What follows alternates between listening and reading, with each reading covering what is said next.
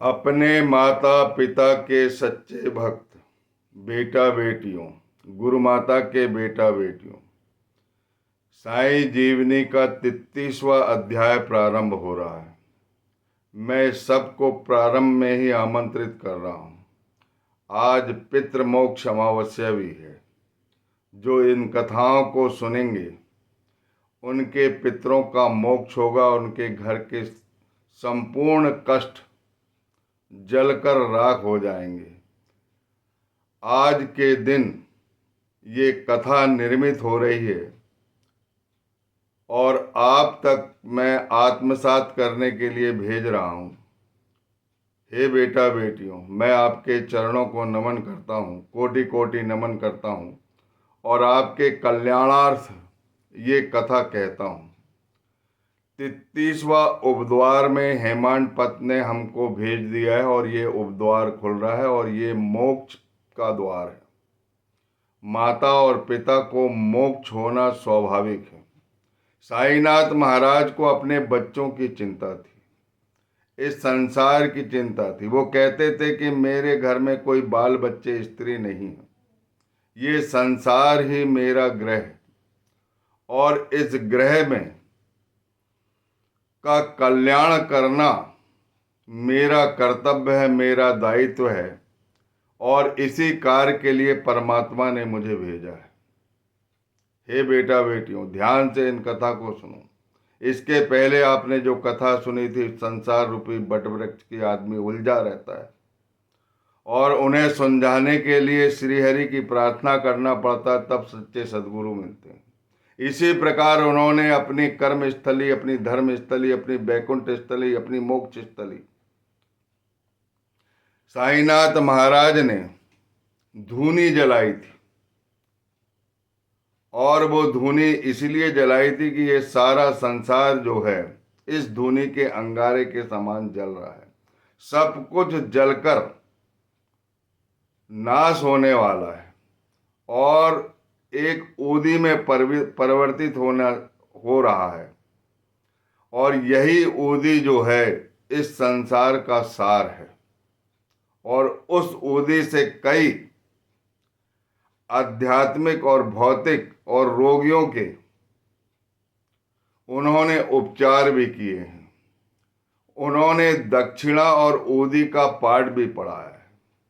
जो आदमी दान करता है, गरीब लाचार बेसहारों को दान करता है, वो मुझे दान करता है। ऐसा साईनाथ महाराज की करुणा थी, ऐसे साईनाथ महाराज के हृदय में विनम्रता थी। वो कहते थे जो गरीबों को दान करता है वो मुझे दान करता है और एक हाथ से दो और एक हाथ से लो, 1 गुना दो और 100 गुना लो। आज दान का बड़ा विलक्षण स्वरूप साईनाथ महाराज के सामने शिरडी में आपको देखने को मिलता है। अद्भुत दान होता है, ऐसी दान की महिमा है।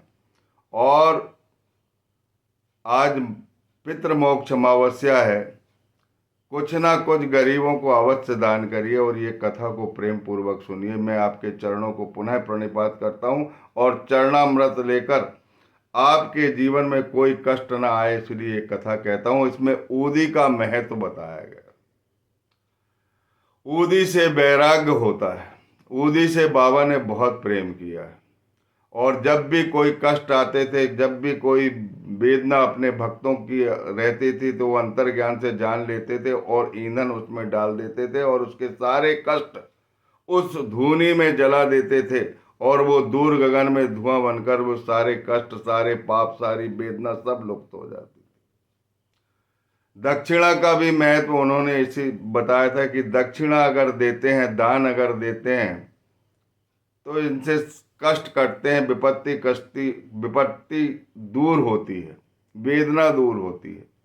इसलिए दान और ऊदी का महत्व बताया है और सत्य और असत्य में विवेक करना बताया है। आपको जानना है कि इस संसार में उलझे नहीं रहना। इस संसार में कष्ट के अलावा कुछ नहीं है। इस संसार को भोगना है तो कष्ट ही भोगना पड़ेगा, लेकिन इससे बचा जा सकता है। जो श्री हरि की शरण में चले जाते हैं उन्हें सच्चे सद्गुरु मिलते हैं और वो आत्मज्ञानी सद्गुरु भवसागर से पार लगा देते हैं। इसीलिए उन्होंने ऊदी का महत्व है बताया है। और सबसे मुख्य बात एक बार बताया हूं कि एक बार चक्की में उन्होंने गेहूं पीसकर आटा जो है गांव की परिधि में डाल करके हैजा से बचा लिया था गांव को। दूसरी बार जब हैजा आया तो गांव में एक आदेश हो गया था कि कोई लकड़ी बेचने नहीं आएगा। लेकिन साईनाथ महाराज को बहुत चिंता हो गई कि अगर लकड़ी बेचने नहीं आएंगे तो मैं इस भीषण संकट को कैसे दूर करूंगा। वो लकड़ी को जलाते थे, अपने हृदय की बात अग्नि देवता से कहते थे कि ये सारे जो कष्ट है वो दूर कीजिए। उन्होंने किसी की नहीं मानी और बैलगाड़ी से लकड़ी खरीद ली। और उस जब हैजा दूसरी बार शिरडी में प्रवेश कर रहा था तब उन्होंने धूनी जलाकर धूनी को जागृत करके और रात्रि भर उस लकड़ी को आहुति दी और उस भीषण बीमारी से, जो संक्रमित बीमारी है, उसे दूर किया। और गरीबों की भी चिंता थी, जिनके यहाँ ईंधन जलाने के लिए, लकड़ी लेने के लिए पैसा नहीं थे, वो लोग बाबा के पास से लकड़ी ले जाते थे। ऐसी दया, ऐसी विनम्रता बाबा की थी। और वो ऊदी को, उससे जो ऊदी बनती थी वो अमृत के समान थी, अमृत के समान काम करती थी कि क्योंकि बाबा का प्रेम बहुत ज्यादा था। वो सारे पाप, सारे कष्ट, सारी वेदना को जलाकर उस ऊदी को बनाते थे और वो ऊदी जो है वो बहुत भौतिक सुख देती थी, सारे कष्ट हर लेती थी। और बाबा अपने हाथों से सबके माथे पर ऊदी लगाते थे, अपना वृहद रखते थे और उन्हें आशीर्वाद प्रदान करते थे। भगवान शिव ने भी अपने शरीर में, सारे शरीर में ऊदी इसीलिए लगाई क्योंकि इस संसार का सत्य है ऊदी, सब कुछ जलने वाला है। जो कोई श्री हरि की शरण लेगा, सदगुरु की शरण लेगा, माता पिता के वचनों का पालन करेगा, आज्ञा का पालन करेगा और सच्चे आत्मज्ञानी सदगुरु को आत्मसात कर लेगा, वो इस भवसागर की कठिनाइयों से, इस भवसागर की भीषण वेदना से, इस भवसागर की भीषण दंश पीड़ा से दूर हो जाएगा और उसका कल्याण हो जाएगा। ऐसा साईनाथ महाराज का विलक्षण प्रेम भाव था। उन्होंने बताया कि एक नासिक के नारायण मोतीराम जानी थे और वो रामचंद्र मोडक के यहाँ काम करते थे। ये दोनों साईनाथ महाराज के परम भक्त। एक बार नारायण मोतीराम जानी अपनी माता के साथ शिरडी आए और शिरडी आने के बाद बाबा ने बड़े प्रेम से बोला माता से, हे माँ, मैं चाहता हूं कि तुम्हारा बच्चा जो है नौकरी छोड़ दे और अपना स्वयं का व्यवसाय चलाए। कुछ दिन बाद उनकी बात सत्य निकली, उनको नौकरी छोड़ना पड़ा क्योंकि नौकरी में उनका भरण पोषण नहीं हो रहा था। इसीलिए उन्होंने एक आनंद आश्रम खोल लिया, गिफ्ट का सेंटर खोल लिया और वो बाबा की कृपा से बहुत अच्छा चला और उनका सब कुछ ठीक चलने लगा। जो उनको संकट थी, जो आर्थिक संकट था, वो हमेशा हमेशा के लिए दूर हो गया। इतना धन बाबा की कृपा से आने लगा। उनके मित्र को एक बिच्छू ने काट ली थी, उसका जहर उस पर प्रभावित होने लगा था और काफी जलन हो रही थी, काफी तकलीफ हो रही थी, काफी कष्ट हो रहा था और उनके पास तुरंत कोई व्यवस्था नहीं थी और वो बाबा की ऊदी की चिंता करने लगी क्योंकि ऊदी उसके लिए रामबाण थी।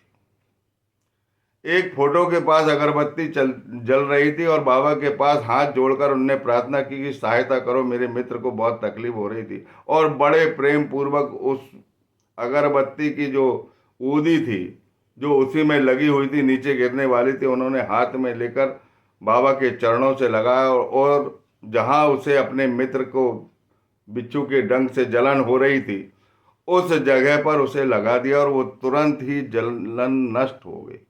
बोलिए सच्चिदानंद सदगुरु साईनाथ महाराज की जय। इसी प्रकार बांद्रा में एक भक्त था, उनकी जो लड़की थी वो दूर प्लेग ग्रस्त थी और उसे बहुत तेज बुखार आ गया था और प्लेग की गिल्टी भी आ गई थी। वो बहुत चिंतित हो रहे थे और वो ये चाह रहे थे कि बाबा की जो अमृतमयी ऊदी है वो मिल जाए तो बहुत ही अच्छा होगा, और वो ऊदी की उनने बहुत खोज की, लेकिन ऊदी उनको नहीं मिल पाई। उन्होंने नाना साहब चांदोरकर के पास सूचना भेजी। वो अपनी पत्नी सहित वो भी ठाणे में थे, ठाणे रेलवे स्टेशन के समीप खड़े थे और कहीं जाने वाले थे वो।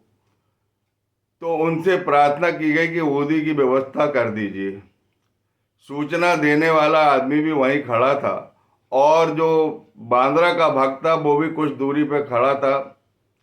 उन्होंने साईनाथ महाराज से सहायता की प्रार्थना की, विनम्र होकर। उनकी आंखों में आंसू भर गए कि प्लेग की बीमारी से बांद्रा के भक्त की एक बेटी जो है पीड़ित है, उसे दूर करना, और हमारे पास ऊदी नहीं है। साईनाथ महाराज, कृपया करके हमारे मार्गदर्शन दीजिए ताकि मैं उनका इलाज कर सकूं, और उनकी सहायतार्थ आप अविलंब वहां प्रकट होकर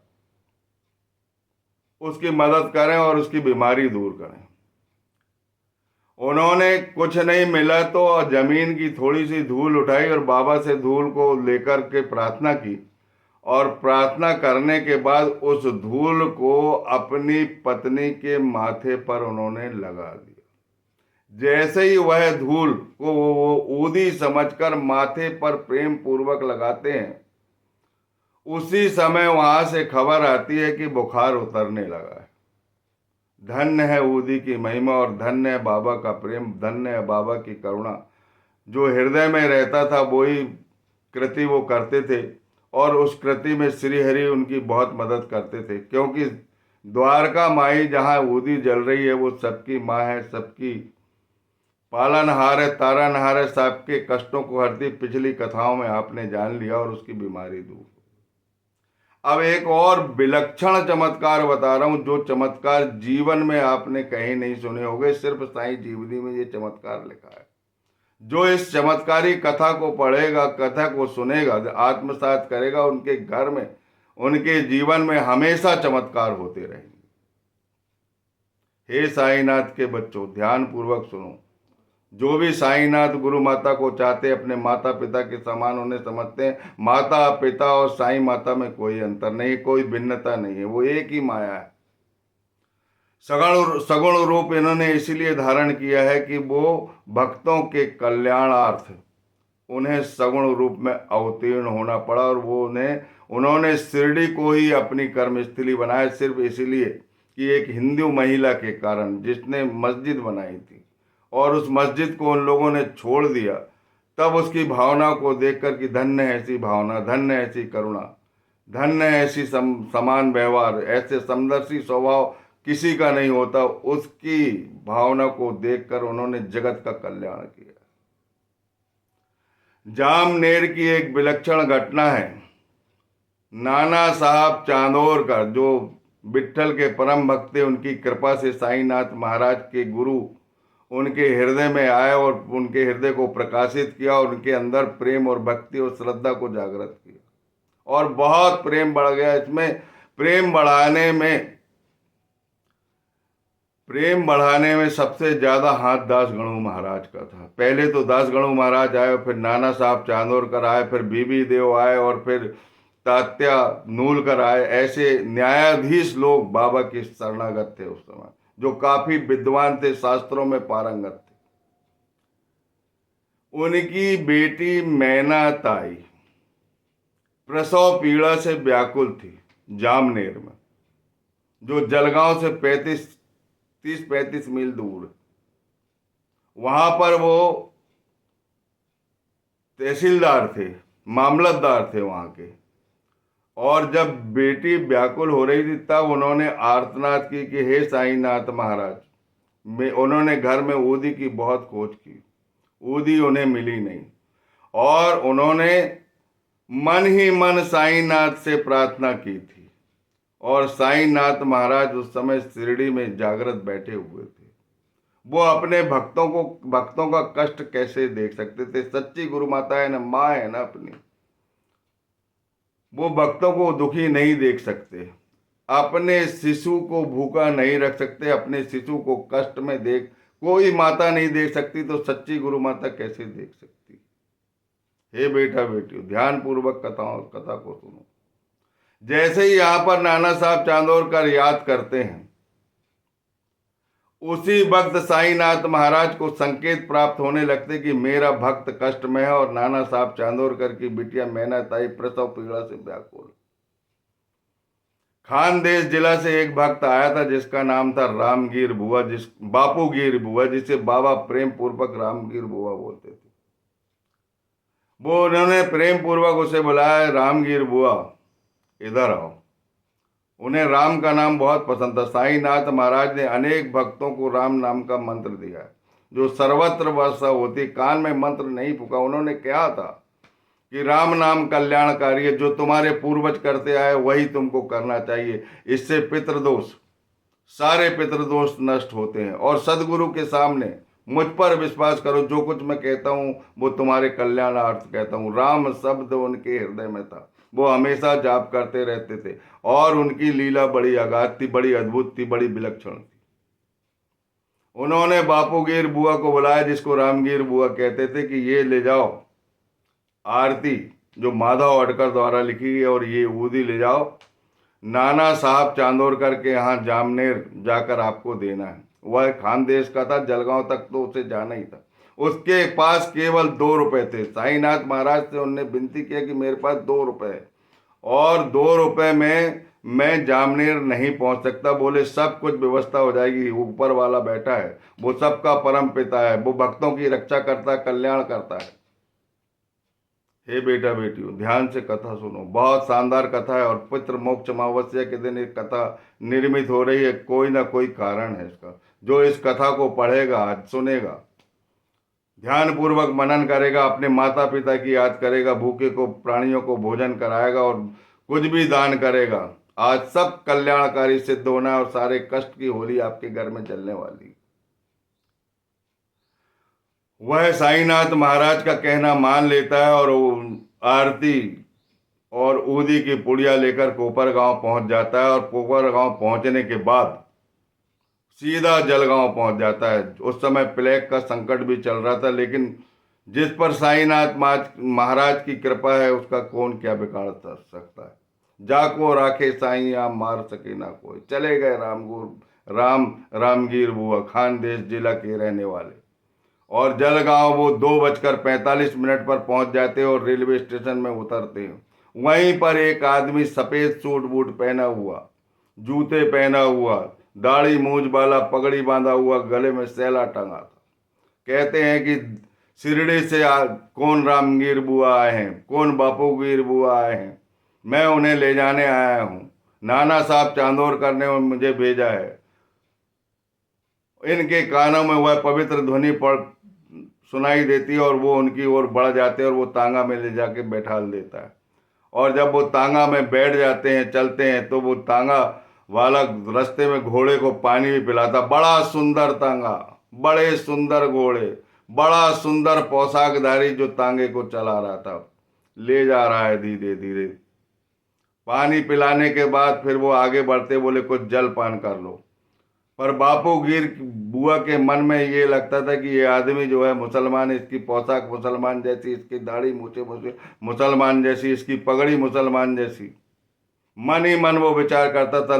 तब वो बोलते थे कि मैं नहीं, मैं मुसलमान नहीं हूं, मैं क्षत्रिय वंश का हूं और मुझे मुसलमानों से कोई प्रयोजन नहीं और मुझे, मेरे अंदर जाति का पाति का भेदभाव नहीं, लेकिन मैं क्षत्रिय वंश का, क्षत्रिय जाति का हूं। तब उन्होंने दोनों ने जलपान ग्रहण किया और साईं नाम का उच्चारण करते हुए वो जामनेर को ब्रह्म मुहूर्त में पहुंच जाते हैं। ब्रह्म मुहूर्त में पहुंचने के बाद सुबह का टाइम रहता है। कोयल अपनी कूकू करती है, चिड़िया की चहचहाट रहती है और वो लघु शंका के लिए एक तरफ जाता है। जो व्यक्ति जिसके पास वो आरती की किताब और ऊदी रहती है, वो लघु शंका के लिए जाता है और लघु शंका करके जैसे ही लौटता है तो वो गायब हो जाता है। पूरा तांगा, पूरा घोड़ा और वो पोशाकधारी उसे दिखाई नहीं देता। वो हतप्रद हो जाता है, आश्चर्यचकित हो जाता है। उसकी आंखें बहुत खोजती है कि ये आदमी चला कहाँ गया। मैं इससे चाय पान जलपान जो भी करना था इसको नाना साहब चांदोरकर के यहाँ ले जाता था, पर उन्होंने कहा था कि नाना साहब चांदोरकर ने तुम्हें लाने के लिए भेजा है, और ये नाश्ता भी तुम्हें जो दे रहे हैं, जो खा रहे हैं, वो नाना साहब चांदोरकर ने ही दिया है। मुझ पर विश्वास करो, मैं मुसलमान नहीं हूँ, मैं क्षत्रिय वंश का हूँ। तब उन्होंने वो नाश्ता किया था। और जब जैसे ही वो जामनेर पहुंचते हैं तो न तांगा दिखाई देता, ना वो पोशाकधारी दिखाई देता, ना घोड़े दिखाई देते, और वो मन ही मन अपने अंतर्द्वंद से लड़ते हुए वहां तक पहुंच जाता है नाना साहब चांदोरकर के घर पूछते पाछते। और नाना साहब चांदोरकर के हाथ में माधव अडकर द्वारा रचित आरती की किताब और उदी देता है। और वो चिंतित भी थे, और वो बोलते थे कि साईनाथ महाराज ने शिरडी से भेजा। उनकी आंखों से अश्रुपात होने लगता है, नदियां जैसी उनकी आंखें बहने लगती है। धन्य है साईनाथ महाराज की कृपा, धन्य है साईनाथ महाराज की करुणा, जो भक्त के कष्ट को स्वयं जानकर उनकी सहायता अविलंब कर देते हैं। ऊदी जैसे ही घोलकर पिलाई गई और आरती पिलाई गई, जैसे ही ऊदी उनके हृदय में उतरती, उनके पेट में जाती है, प्रसव पीड़ा से वो बच्ची मुक्त हो जाती है और बच्चे को जन्म देती। सभी मिलकर आरती करते हैं, और आरती करने के बाद नाना साहब चांदोरकर की मुख्य आरती थी शिरडी माजे पंढरपुर, शिरडी ही मेरा पंढरपुर है। ऐसी नाना साहब चांदोरकर की भक्ति है, ऐसा साईनाथ महाराज की करुणा है। साईनाथ महाराज अपने भक्तों से बेहद प्रेम करते। हे बेटा बेटियों, सच्ची गुरु माता और अपने माता पिता को कभी मत भूलिए। बहुत सौभाग्यशाली हो आप, आपके पिछले जन्म के कर्म अच्छे हैं, ताकि आपको सीधे सच्चे माता पिता और सच्ची गुरु माता मिली है। और जो आज के दिन दान पुण्य करेगा उन्हें अक्षय सुख मिलेगा, और माता पिता जो है मोक्ष को प्राप्त होंगे, उनकी पीढ़ी मोक्ष को प्राप्त होगी, वर्तमान के पूरे संकट हर लिए जाएंगे। साईनाथ महाराज की ऐसी करुणा, ऐसी दया है। कृपया इस कथा को पूरे ध्यान पूर्वक सुने और अपने मित्रों से, अपने सहपाठियों से सुनने के लिए कहें।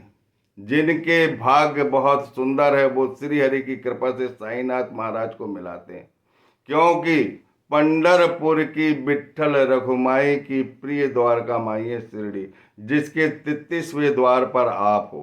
बोलिए सच्चिदानंद सदगुरु साईनाथ महाराज की जय। इसके बाद एक और अति उत्तम कथा आने वाली है इसी अध्याय में। इन कथाओं को मत छोड़िए, अपने कानों से अपने हृदय में उतारिए और प्रेम उत्पन्न करिए, भक्ति उत्पन्न करिए और सदगुरु माता पर विश्वास करिए, आपका कल्याण हो जाएगा। बोलिए सच्चिदानंद सदगुरु साईनाथ महाराज की जय।